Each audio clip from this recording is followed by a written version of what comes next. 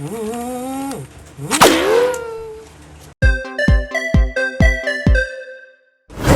guys! Welcome once again on our channel. This is Pinoy Toy Review Channel, ang channel na kung saan nire-review natin ang mga iba't ibang klaseng toys na makita natin sa market based here in the Philippines. Now before we start, please do like this video. Like ka lang ng like, especially if you like unlocked characters.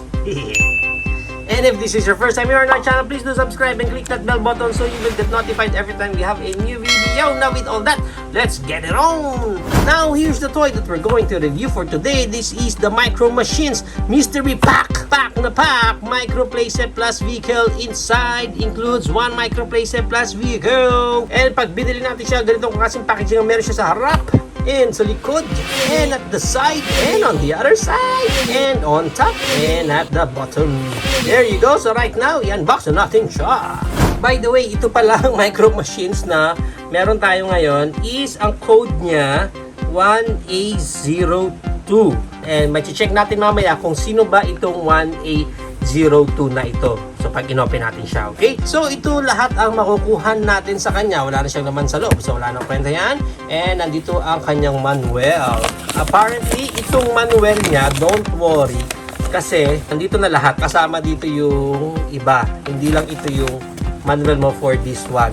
And ayun nga, malalaman mo kung alin dito yung gagawin mo. Kasi depende yan sa decals na nakalagay doon sa set na yon. Okay? Kasi yung decals iba-iba. So, doon mo nalaman, ito yung sa akin kasi ito yung decals nun. Kasi kung magbe-base kayo sa mga panels lang, may hirapan talaga kayo. Now, speaking of decals, ito ngayon, meron din siyang kasamang decals dito. And check na natin yung decals niya. Wow, Desert Dunes Raceway. Track racing pala to And we also have, again, meron pa rin silang decoder na mas maganda pa ang decoder nila kaysa doon sa mga Earthrise na lumabas from Hasbro. Kasi sa Earthrise talaga, plastic lang talaga eh. Hindi naman lang sila nag-effort na gawin ganito na para at least may itsura. Mas maayos tingnan. So right now, let's proceed na dito sa ating main toy ngayon. Check muna natin yung details niya, Micro Machine sa taas. Anyway, i-open na natin siya. So pag in-open natin siya, makita mo, meron pa siya doon mga accessories sa loob. So, kunin natin yan. So ito na ang mga accessories na meron tayo ngayon. And check natin yung mga details nila habang lumalakas ang ulan. Pagpasensya nyo na kung narinig nyo ang ulan sa ating background. Maganda kasi naka mugs. Nice, may Autobot logo doon. Chevy, di ba? Kung naging dilaw, siguro to obviously Bumblebee. But this one is color red, so we have here Cliff Jumper. And meron tayong i-decode dito kung medyo nagdududa ka na Autobot siya according sa kanyang logo sa gilid. Pwede natin i-decode ito gamit ang ating decoder. And then, malalaman natin na, Autobots pala siya. Hindi nga, Autobots siya. Autobots nga. Are you sure? Autobots nga. Ayun. Ewan ko bakit dyan pa nilagay yan. Sana dito na lang nilagay yan. Para pag dinecode natin siya. Anyway. Then, meron pa siya dito accessories na, what's this? Poso. Sa poso yata to eh.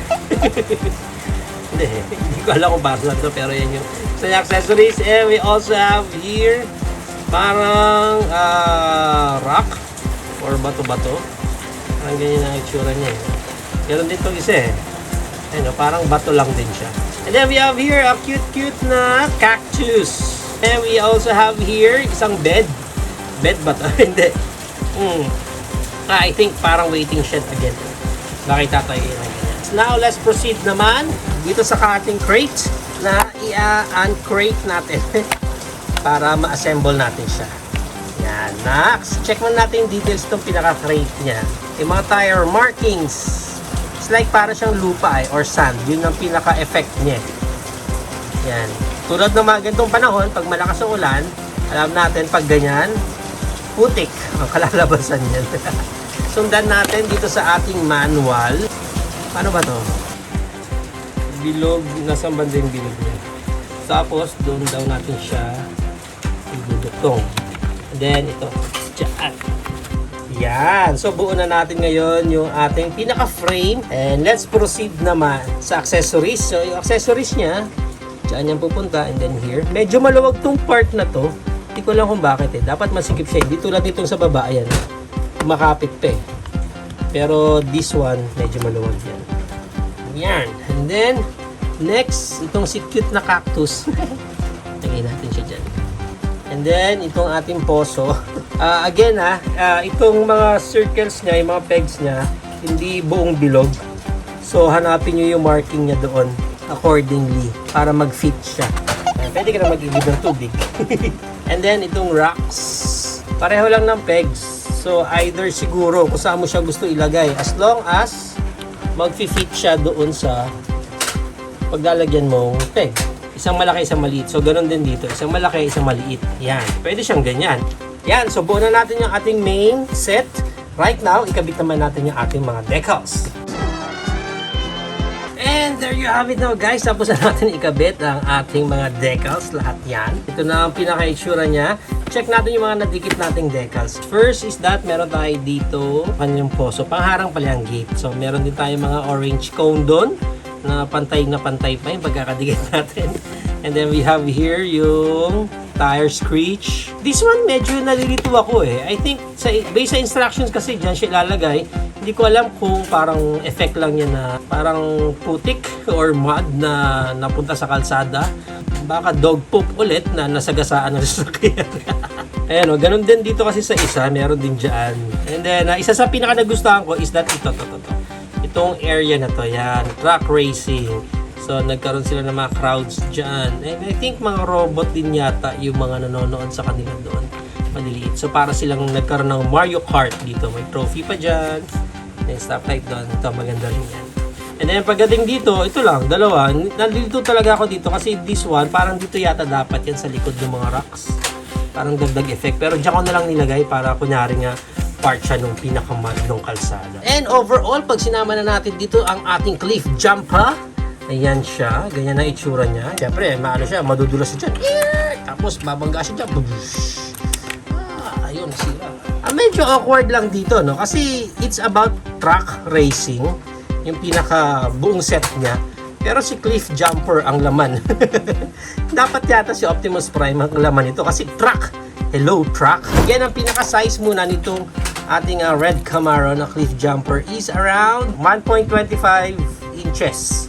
Okay? And then yung pinaka-buong set niya, pag nabuo mo siya accordingly sa instructions niya, is around 7.5. And then, ang lapad niya is 6 inches. Okay? Pero again, yung haba niya is depende yan doon sa magagawa mo sa kanya. Kasi pwede mo siyang gawin buong straight lang. Kasi, yun nga, interchangeable yung mga panels niya. According yan sa imagination ninyo. Medyo mahirap lang dun sa part na yon.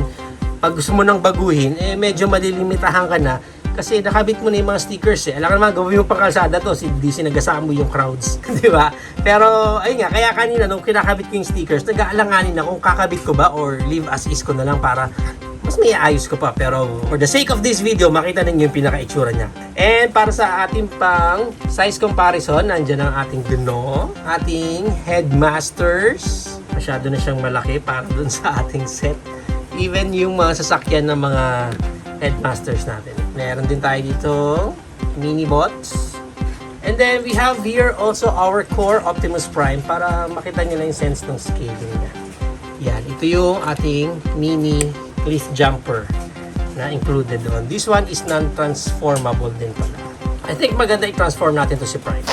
And even pag naka-transform na yung ating core Optimus Prime, hindi pa rin siya kasya dito sa ating pinaka play set. Masyado siya. Well, kasya naman, pwede na kung pipilitin mo, no? Pero kung gagamitin mo siya as is sa pinaka play set natin, wala eh. Parang medyo malaki pa rin siya. Also guys, compare ko lang din pala. Yan, so this one is side swipe. This one is cliff jumper. So kung hindi nyo pa napapanood yung video natin regarding dito kay side swipe sa kanyang Micro Machine mystery pack, nandyan yan sa link natin sa playlist natin. Gagawa ko na sariling playlist para sa mga Micro Machines natin na to. Bakit naman pareho pang red eh, no? Ang dami-daming Transformer cars pero nakakadalawang red na tayo. So if you are planning to buy this toy, ang price range niya sa ating mga local market tulad ng Toy Kingdom at Toys R Us, Bikini Man. natin. Ang price range niya is around 699. Pero dahil nga may 10% discount, so pwede mo siyang makuha ng mas mababa pa sa 699. So there you have it now guys. Ito na ang ating Micro Machines Mystery Pack A102.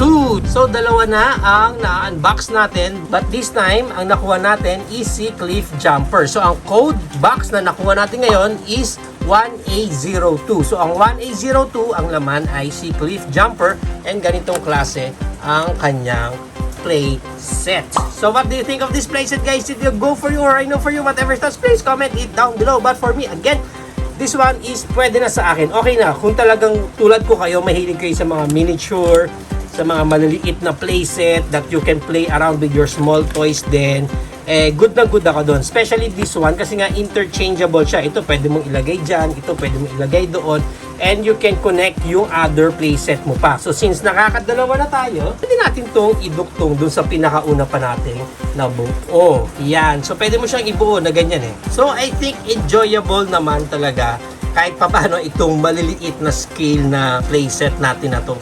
Hindi tulad nung ulan natin sa background na talagang nakakainis sumasabay every time na nag-video tayo. Anyway, so regarding this playset, maganda siya kasi yung mismo mga tracks niya is may sarili siyang parang mold or gimmick eh. Hindi siya yung basta gray lang na kalsada tapos puro decals na lang. Natutuwa ako dito sa parang mud part na may lubog ng parang tires doon na parang pwedeng hindi sila maka-andar because of that muddy part na yon. Okay? So nakakatuwa lang na na-integrate nila yon dito sa maliit na playset na to. And ang pinaka-nagdala talaga dito is itong maliit na cactus na to. So there you have it now guys. If you have any comments, questions, suggestions, or any interactions, please comment it down below. Once again, this is Pinoy Toy Review signing out.